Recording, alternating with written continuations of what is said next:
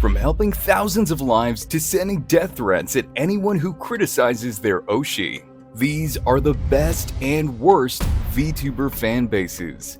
Starting with Dokibird, formerly known as Selen Tatsuki. She has a solid fan base, the Dragoons, that stayed with her, especially when Nijisanji betrayed her. That broke Selen so badly that she attempted to end her own life. Meanwhile, Nijisanji, or Anycolor, posted on X, saying she was terminated for repeated breaches of contract and misleading statements on social platforms, which is absolute bullshit. Because if you check the replies on that post, the Dragoons knew Niji was lying. And they were right. The real reason behind her termination was cruel and inhumane.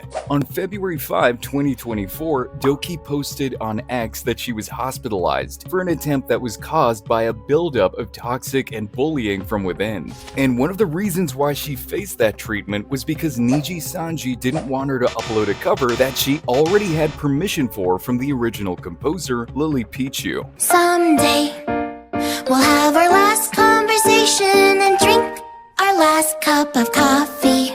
A project she entirely self-funded with her own money. And they still fucking refused. After her attempt on her own life, she went on hiatus. And then out of nowhere, Nijisanji suddenly announced she was terminated. And the Dragoons were furious. When she came back as Dokibird, she told her side of the story, and it all lined up. Not just with her own experience, but with what happened to other terminated talents too. Like the so-called exiled prophet. She was hated because she spoke the truth. The truth. Anyway, the backlash got so bad that Nijisanji's stock prices went like this. But thankfully, the Dragoons never left her side. It even felt like she didn't lose anything, not even after the agency dropped her.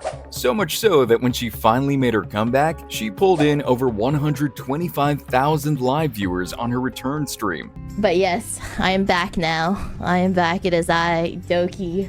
Not only that, but the Dragoons even raised a huge amount of money for mental health causes. Doki's charity stream for the Brain and Behavior Research Foundation brought in well over $200,000. But not every fanbase has that kind of loyalty. Some get so obsessed that their love turns toxic, hurting the very people around their oshi. And no fanbase has earned that reputation more than Vox Akuma's Kindred. They've been described as wild and overly possessive, even going so far as to harass one of Vox's female co-workers simply because she seemed too close to their oshi. The problem is, Vox didn't exactly help the situation. While the Kindred were harassing his co-worker, he stayed silent, basically allowing their bad behavior to continue unchecked. For context, the liver in question was Reimu Endo. Vox and Reimu are known to be good friends, constantly bickering like siblings in a way the audience usually found heartwarming.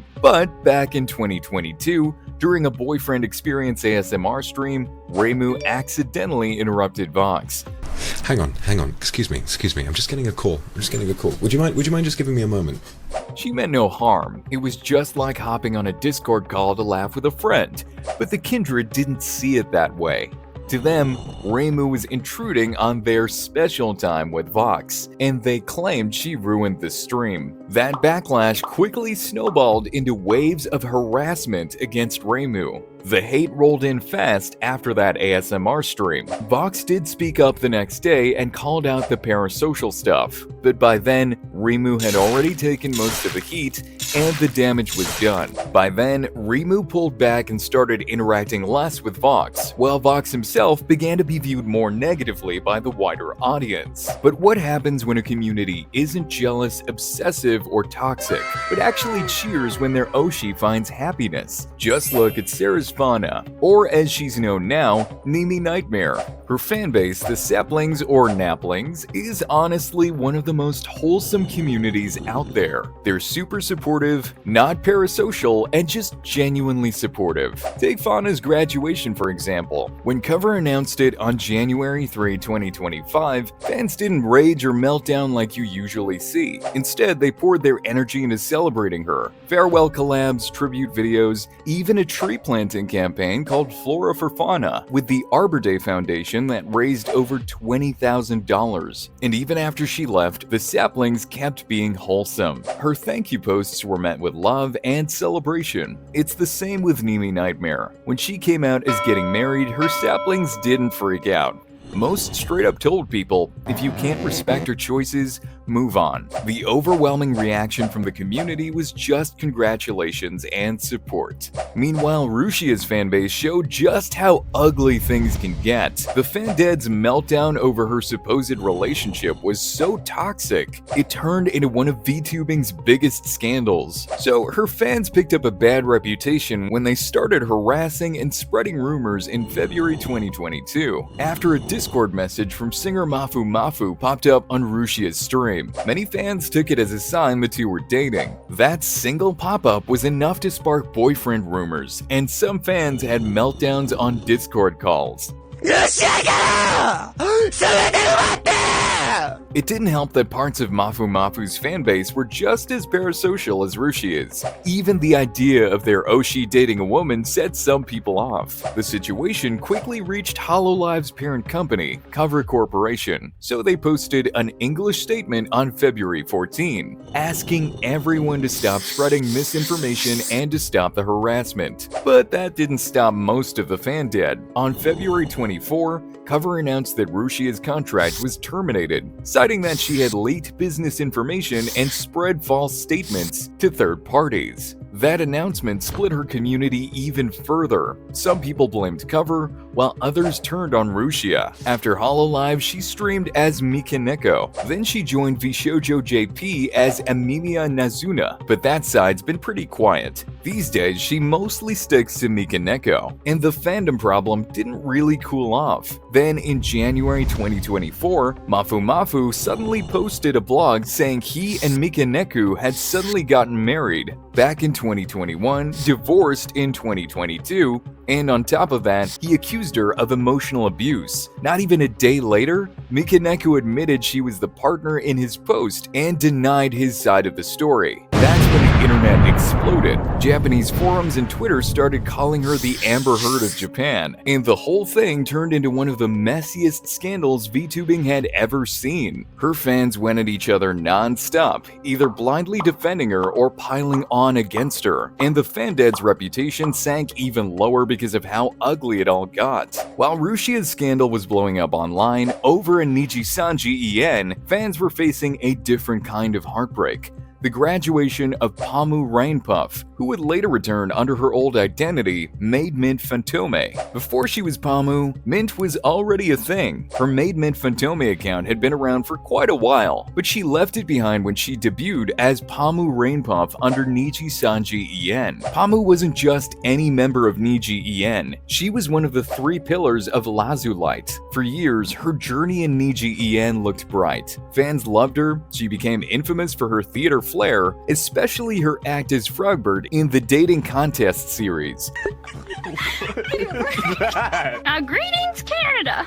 She built a strong reputation, held in high regard alongside her Lazulite sisters. But behind her smiles were frustrations with the very company that gave her that platform. While her graduation was supposed to be a celebration, Nijisanji made things worse by privating Pamu's farewell stream, which left fans furious and feeling like her send-off was being erased. And if that wasn't bad enough, management had already messed up a once-in-a-lifetime concert, canceling it and leaving her with nothing to show for all the hard work she put in. She was even pulled out from concerts on very short notice, leaving her heartbroken and fans disappointed. Eventually, all that frustration pushed her to graduate on January 20, 2024, and her exit shook the foundation of Niji EN. Nina Kosaka's departure was first blood, but Pamu's graduation showed real uncertainty. Selen Tatsuki's tragedy became the trigger, and Zion Lanza's termination was the foreshadowing of what fans now call the Great Nijisanji collapse. And then came the resurgence. After the collapse, Pamu returned to her roots as Maid Mint Fantome, this time bringing with her all the fans she had gained as Pamu. Her channel skyrocketed from about 28,000 to over 80,000 subs in just 2 days. Fans also backed her new podcast with Mataru Khan, and today Today, Mint's channel sits at over 400,000 subs. But what happens to a fanbase when their oshi is hit with allegations of sexual harassment? Back in December 2024, allegations of sexual harassment against Aster Arcadia started spreading. Nijisanji, or Anycolor, said they brought in a third-party investigation, but they never released the result to the public. Then, in July 2025, the company suddenly announced that Aster would separate from the agency,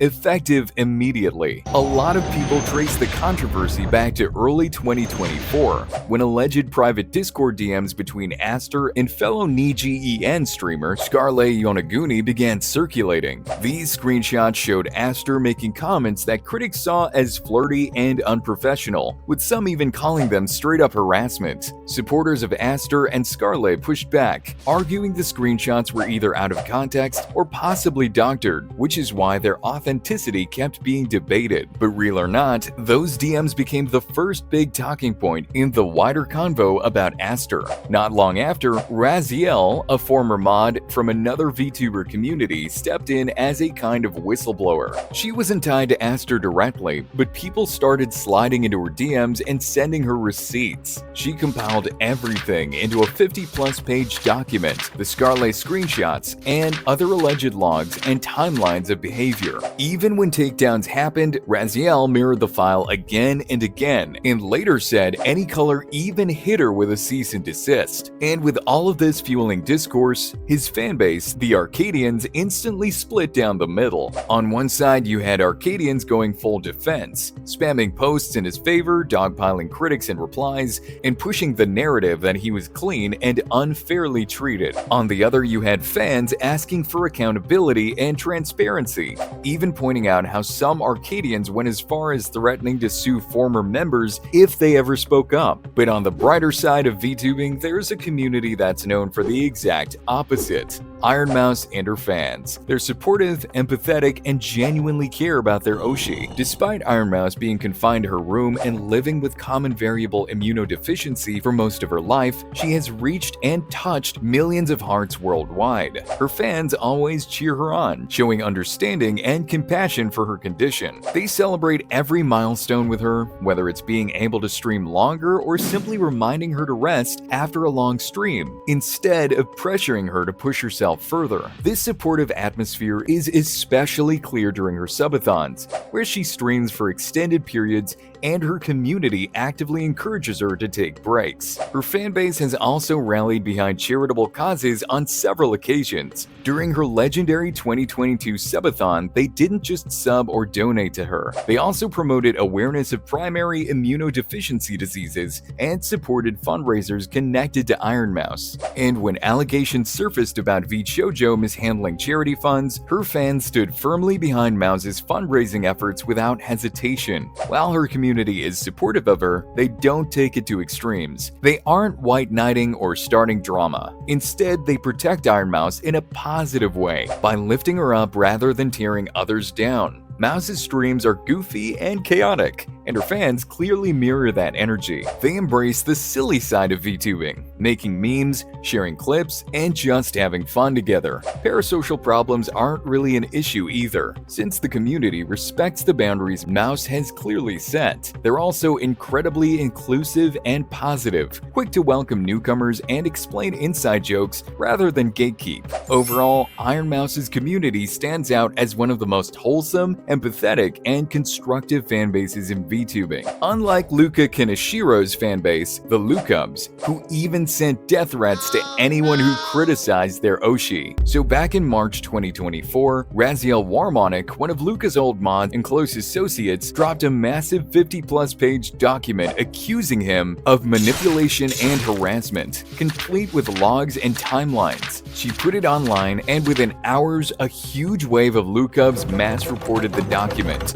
went after Raziel, and according to her, even sent her death threats. And actually, that wasn't the first time the Lucubs acted this way, especially during Ring Fit streams, where fans started spamming sexual comments because of Luca's heavy breathing.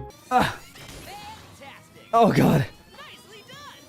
Raziel, who was modding at the time, tried to calm things down. Then a viewer sent a super chat complaining the mods were overstepping. On stream, Lucas said he'd talk with the mods. He later tweeted, "I trust my moderators. They were timing out very weird comments." Raziel says the moment still put a target on her back and led to harassment and doxing. When she tried to reach out to management for support, she was basically told to just stay quiet. Again, these are her claims. Some Lukubs did step back or asked for accountability. As one ex-Lukub put it, "I can no longer support him," but a lot doubled down as die-hard defenders, and that division turned the community into a toxic mess. But there is one VTuber who's so wholesome that you'll even see families and literal kids in the audience, and that is Dokino Sora and her Sora Tomo, or Sora's pals. They're known as the goodest of boys.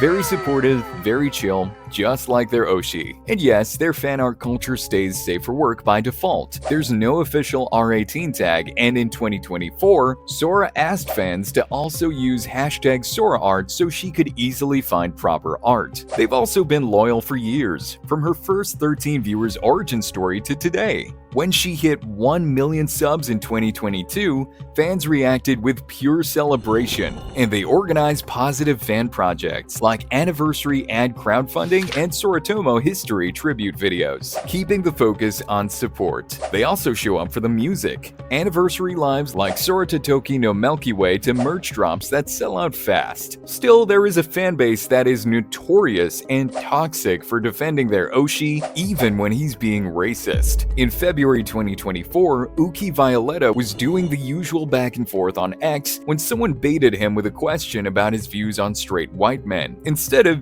just ignoring it, he replied, "They're just as irresponsible and selfish as your response." That one tweet sparked people to start digging, and soon old clips from his streams resurfaced. Little comments here and there like "white people can't cook," "white man does the bare minimum," or "you're a fucking white male." It didn't take long before a compilation was floating around. Yes. White people. Surprise, white man does the bare minimum. Psychotic, crazy white man. You know how when white people kiss? You know what? White people's hot dog sucks in more way than one. Showing several minutes of these kinds of remarks strung together. Now, the reaction to all of this could have gone a few ways, but his fan base, they went into full defense mode. On Twitter and Reddit, whenever someone brought up the comments, the fans were quick to jump in, saying things like, "It's just a joke, it's part of his lore," or even, "You can't be racist to white people." And anyone who questioned Uki's behavior got dogpiled, while in his subreddit, posts calling out the issue kept disappearing, which only made it look like mods were actively silencing discussion. Meanwhile, others pointed out the double standard. Not too long before, another Nijisanji talent, Kyo, was blasted online for comments about Koreans. I flew to Korea and they fixed my shit up. And basically forced into an apology and a break. Yet Uki's comments, despite having way more evidence and visibility, didn't get the same treatment. That imbalance made fans look even worse, because instead of acknowledging the issue, they were protecting him at all costs.